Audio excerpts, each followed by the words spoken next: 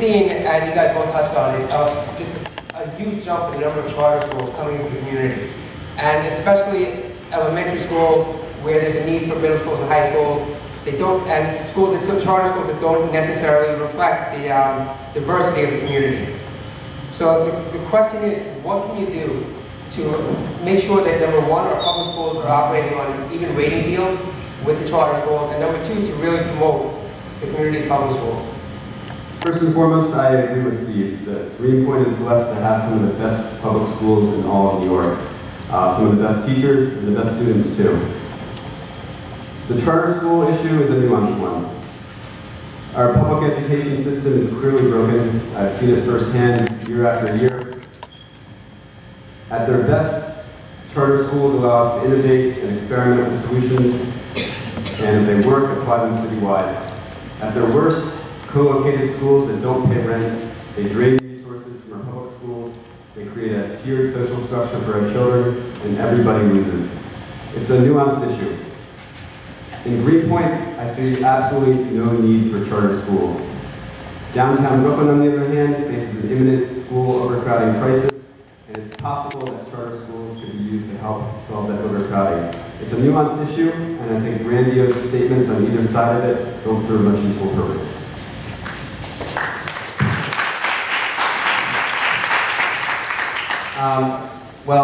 Thank you for the question, Jeff. I gotta tell you, I actually called this year for a total moratorium on charter schools, based on the fact that, as I said before, the budget for charter schools is out of control.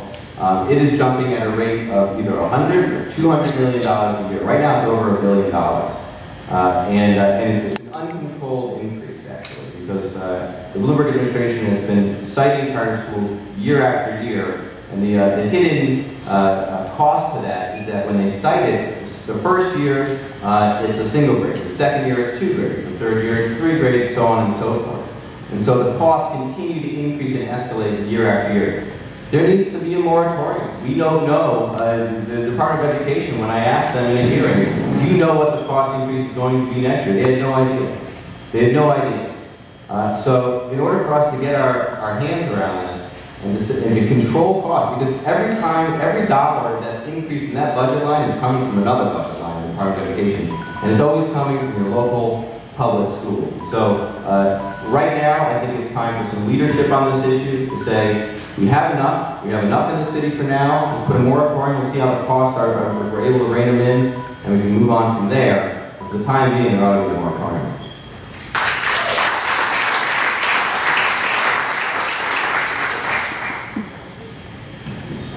Okay, this question is only for Stephen Pearson. You've got 90 seconds to answer, and Steve, you have 30 seconds for, Steve Levin, 30 seconds for rebuttal. How about going forward, I can be Stephen, you can be Steve? We can do that. The question for you, Stephen, is this forum represents the first time many Williamsburg and Greenpoint residents are meeting you. Could you please discuss what work you've done in the Williamsburg and Greenpoint area prior to running for the City Council, and what of your experience should give this community, the community's residents, confidence that you'll be an effective advocate for us? As I mentioned in my intro, and thanks for the question by the way, Jeff, I've been living in this community for a long time. 15 years, that might not be long for some of you, but I think it's enough time to get to know a district. I've spent 5 years in Dumbo, I'm living in Brooklyn Heights now. Running a nonprofit for the last 8 years has shown me a lot. It's shown me that our public education system is broken, and it's shown me how our government responds to these problems.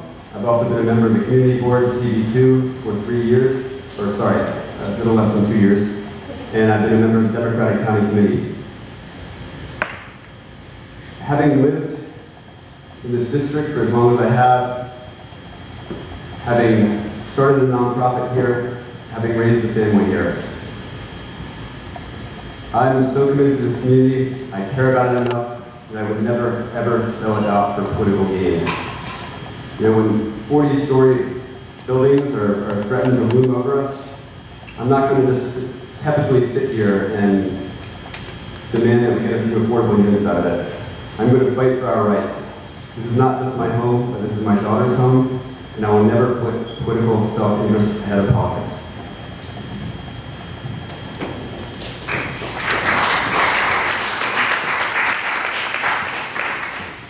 Well, thank you, Jeff. As I said in my introduction, I live in this community. I live on Morgan Avenue between Nassau and Driggs. And the issues that are affecting this community, the issues that I see when I get up in the morning, the issues that I see when I go home at night. I'll give you just a small example. Underneath the DQE at the end of Sutton Street, there often are a group of men who are classified as chronic public inebriates. They sleep underneath the DQE, they sleep in McCarran Park, they sleep in McGraw Park, and year after year, one of those gentlemen dies in the park. I know it's a hypothermia. I led the charge for 3 years. I went really quickly. I've led the charge for 3 years to get 10 shelter beds for these men. So that this past year, when we were able to achieve that, and they were funded by the Department of Homeless Services, not a single guy died this year. Okay, we're going to have to cover that. And that's an issue that is important to this neighborhood, and it's a neighborhood issue that takes a neighborhood no action. Thank you. So, Councilmember Lemon, you also get a question just for you. So, your relationship with longtime mentor Vito Lopez has been a recurring theme of this campaign. Over 4 years in the City Council, you have directed millions of dollars to Vito's nonprofit agency, Ridgewood Bushwick Senior Citizens Council, despite the fact that it does not serve constituents of our district. Will you continue to fund RBSCC if you are re-elected? Also, you said you no longer speak with Vito Lopez. What have you done to demonstrate that you've broken your ties with him? Again, that's 90 seconds with the 30 seconds left. Thank you, Lacey.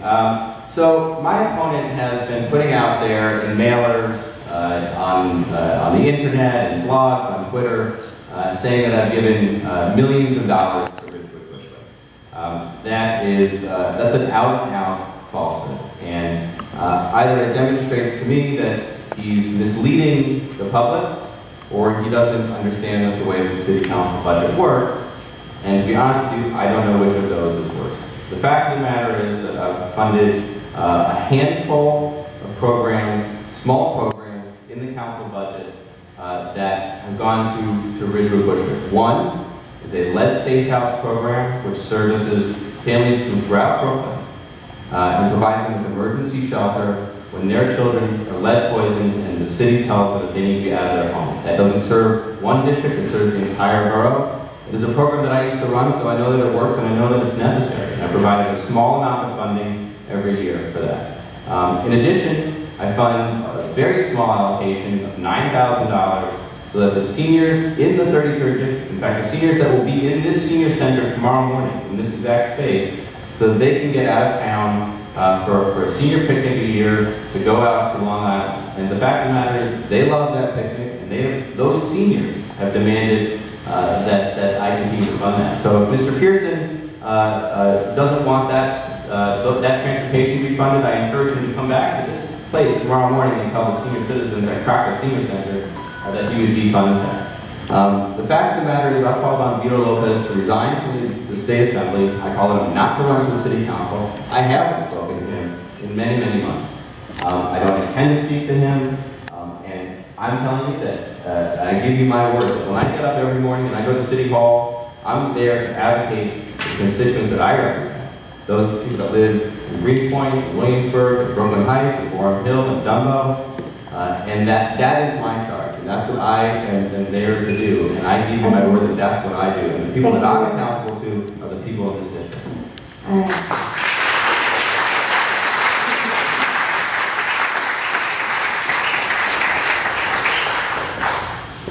Let me be clear about a couple things, first of all.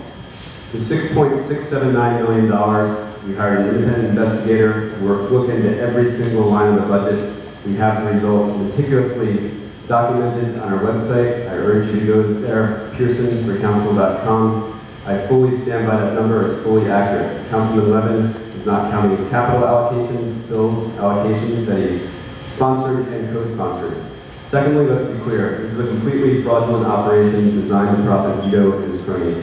The entire executive board is filled with his friends, his girlfriend. They make preposterous salaries.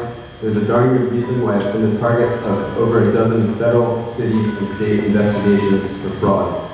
And it doesn't serve residents of this district. Even if we were to take it on faith that there's no fraud there, which the courts have deemed otherwise, it doesn't serve residents of this district. You were elected to serve this district. I can name 2 organizations, we're talking about web that serve this district and this district alone. Wrap it up.